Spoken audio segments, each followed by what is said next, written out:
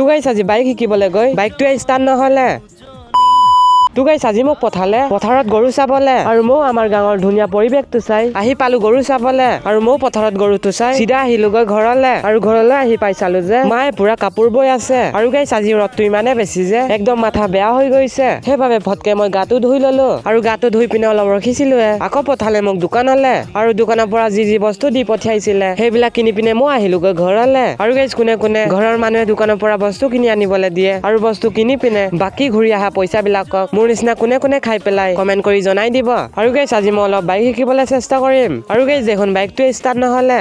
নহয় গাইছ মই চাবিটো অন কৰা নাই। আৰু গাইছ ফাইনেলি বাইকটো ষ্টাৰ্ট হৈ গ'ল। আৰু গাইছ বাইকটো চলাব অলপ চেষ্টা কৰিছিলো কিন্তু চলাব নোৱাৰিলো, মানে প্ৰথম চলাইছো যে সেইবাবে অলপ ভয় লাগিছে। আৰু গাইছ বহুতে কমেন্ট কৰি সুধি আছিলে যে মোক ফুটবল প্ৰেক্টিচ কৰা ভিডিঅ' কেলে নাই দিয়া, মানে এতিয়া বিহু বতৰ চলি আছে যে সেইবাবে অলপ ৰেষ্ট লৈছো। আৰু গাইছ কালিৰ পৰা আকৌ মোক ফুটবল প্ৰেক্টিচ কৰা ভিডিঅ' পাবগৈ। তেতিয়ালৈকে নেক্সট ভিডিঅ' লগ পাম। জয় অসম।